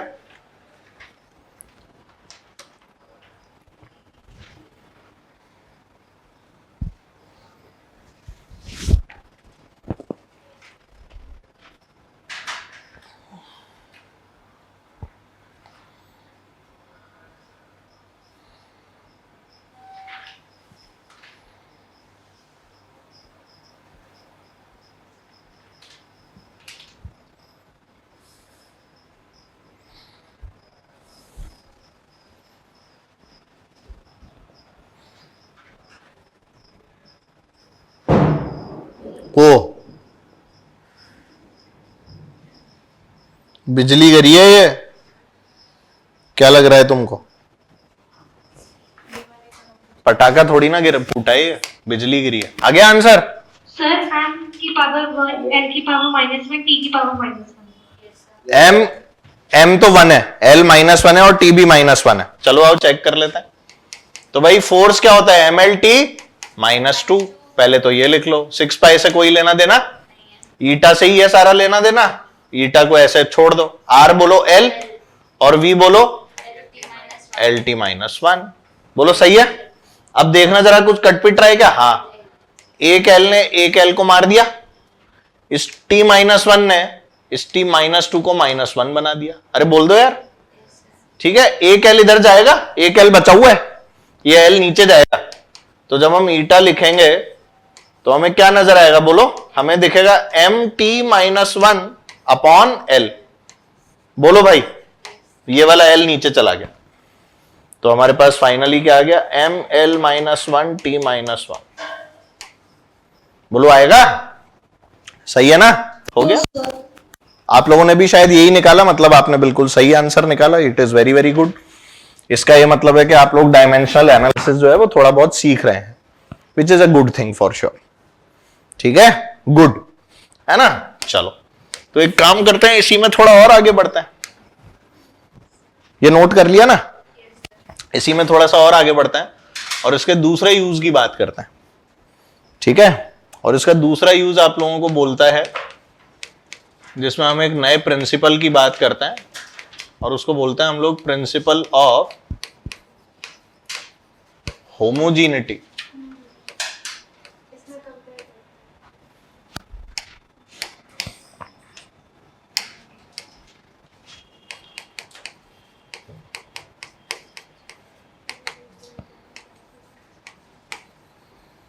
क्या बोलते हैं बेटा? प्रिंसिपल ऑफ होमोजेनिटी, है ना। अब ध्यान देना, प्रिंसिपल ऑफ होमोजेनिटी आपको क्या बोलता है भाई? मैं अगर आप लोगों को बोलूं कि मेरे पास में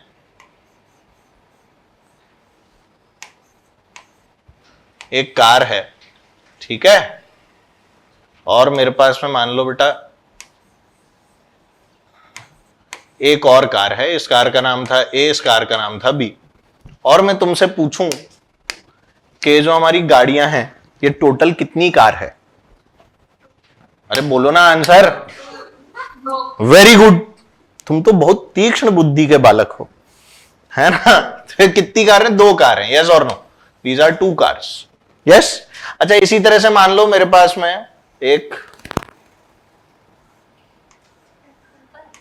अरे वाह, एप्पल रखा हुआ था, ठीक है, और यहां पर मेरे पास में एक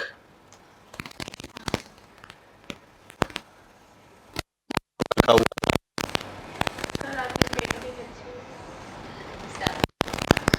ठीक है। क्या इसको 2 एप्पल और 2 आम बोल सकता हूं? ये क्या है? APPLE? अरे बोल दो। और ये क्या है? MANGO, ये मैंगो। अरे बोल दो भाई। तो एक एप्पल एक मैंगो, और ये दोनों ही कार। तो यहां तो मैंने 2 कार बोल दिया, पर क्या मैं यहां पर 1 apple plus 1 mango is equal to 2 apple बोल सकता हूं? बावड़े हो गए बिल्कुल ही, कभी नहीं बोल सकते। क्या इनको जोड़ के 2 मैंगो मिल सकते हैं? नहीं सर, ये भी नहीं मिल सकते, कभी नहीं मिल सकते। We can say these are 2 fruits but they are of different varieties. ये वैसी ही बात है बेटा जैसे कि आप लोग x के अंदर y को नहीं जोड़ सकते, y में x को, z को, किसी को नहीं जोड़ सकते। तुम्हारे पास अगर लिखा है बेटा 2x प्लस 3x, तो क्या इसको तुम 5x लिख दोगे? पर अगर लिखा है बेटा 2x प्लस 3y, और क्या, मैं मस्ती थोड़ी ना करता हूं बोर्ड के ऊपर, और सब बनाना है, ड्राइंग भी बनानी है। तुम्हारी कॉपी में एप्पल और मैंगो एकदम साफ सुंदर सुंदर दिखने चाहिए, रंग रोगन के साथ। चेक होगी, प्रिंसिपल साहब की सील लगेगी इस पे साल के एंड में। अच्छा, रंग वंग मत करना, पर बना तो लेना यार, ऐसे क्या करते हो? ठीक है, हाँ। तो 2x प्लस 3y को क्या अपन 5x लिख सकते हैं क्या? नहीं। अच्छा, 5y लिख सकते हैं? नहीं लिख सकते, पर ये तो सही है। इसका पता है मतलब क्या होता है? इसका ये मतलब होता है कि like things are added to and subtracted from like things। मतलब समझ में आया मैंने जो ये लाइन लिखी? इसका एक जैसी चीजें एक जैसी चीजों में ही जुड़ती हैं और उन्हीं में से घटती हैं। अंगूर में से अंगूर ही घटा सकता हूं, अंगूर में से आम और केले तो अलग नहीं कर सकता। अरे सोच के देखो, अब कोई बोले कपड़े में से दूध अलग कर दो, पॉसिबल है क्या यार? है नहीं। वो अलग बात है कि दूध फैला हुआ हो, उस पर तुम कपड़ा डाल दो, फिर बोलो सर मैं निचोड़ के अलग कर दूंगा। ऐसी बातें थोड़ी ना करनी है आपने। तो इसका ये मतलब होता है बेटा कि like things are added to and subtracted from like things. तो मतलब क्या हुआ इसका? इसका ये मतलब हुआ कि 2 फिजिकल क्वांटिटीज को आप डायरेक्टली ऐड नहीं कर सकते। पता लगा फोर्स में प्रेशर जोड़ दिया, फोर्स और प्रेशर जोड़ सकते हो? फोर्स में क्या जोड़ेगा? प्रेशर में। फोर्स से क्या घटेगा? प्रेशर से। वेलोसिटी में क्या जुड़ेगी? एक्सेलरेशन थोड़ी जोड़ दोगे। अगर मैं आपको ऐसा लिख कर दूं कि फोर्स के अंदर प्रेशर जोड़ो तो क्या आएगा? ऐसा ही रह जाएगा। इसको P प्लस एफ लिख ले, F प्लस P लिख ले, बस। It will not be 2F या फिर 2P, यस और नो? तो इसका यही मतलब है बेटा कि आपकी जो लाइक क्वांटिटीज होती हैं, यहां मैंने थिंग्स लिख दिया, तो प्रिंसिपल ऑफ होमोजेनिटी ने आप लोगों को यह बोला कि like physical quantities are added to and subtracted from like physical quantities। बात समझ में आ गई? ठीक है, अब इसके बारे में जो आगे की चर्चा होगी वो अगली क्लास में हम लोग कर लेंगे, पर ये सब बना हुआ होना चाहिए आपकी कॉपियों के अंदर। बात समझ में आ रही है? प्रिंसिपल ऑफ होमोजेनिटी समझ में आया सबको? इसकी चर्चा अगली क्लास में करूंगा, अभी बस लिखवा दिया है, but we will talk about this in the next class. ठीक है, सबको समझ में आ गई बेटा आज की क्लास? है ना? अगली क्लास के अंदर हम लोग यूनिट्स एंड डायमेंशंस को स्वाहा बोल देंगे। ठीक है, और फिर we'll be starting with vectors. Alright, किसी को स्पीड वाइज लग रहा हो कि स्पीड तेज है, हल्की है, धीरे है, तो वो बता देना, क्योंकि इससे कम तो नहीं होगी। ये सबसे धीरे है जो मैं पढ़ा सकता हूं, है ना? थोड़ा तेज कर दूं? तेज भी किया जाएगा समय आने पर बेटा, अभी तो नहीं। ठीक है आपकी स्पीड। हाँ, मेरे को मेरी स्पीड से चलने दो। ठीक है, ठीक है। चलो ठीक है भाई। क्लास 10th और 12th के रिजल्ट आने वाले हैं सीबीएसई वालों के। कब आ रहे हैं रिजल्ट? 1-2 दिन में पता नहीं। आने वाले हैं बेटा, पर है ना? सर पहले 29 जून को इन्होंने डिक्लेयर किया था। अच्छा। अब 10 घंटे पहले की वो है कि जुलाई में करेंगे, फर्स्ट वीक में या 15 जुलाई तक। अच्छा, ऐसा बोल रहे हैं? ठीक है, आज कौन सा डे है? ट्यूसडे है ना? अब अपनी क्लास कब है? थर्सडे को। हाँ, थर्सडे को है। तो मैं ये बोल रहा हूं हमारी जो सैटरडे वाली क्लास है ना, वो मैं बेटा फ्राइडे को लूंगा आप लोगों की। ठीक है, सैटरडे को जो शाम वाली क्लास है जो मेरी है शेड्यूल्ड, वो सैटरडे को ना होके फ्राइडे को लूंगा मैं। अभी से ही बता रहा हूं, ध्यान रखना इस वाली बात का। ठीक है, सैटरडे वाली क्लास कब होगी? मेरी, सिर्फ मेरी। ठीक है, तो चलो फिर मिलते हैं। बाय बोल दो भाई सब लोग। Bye bye bye bye bye bye बच्चों, बाय बाय।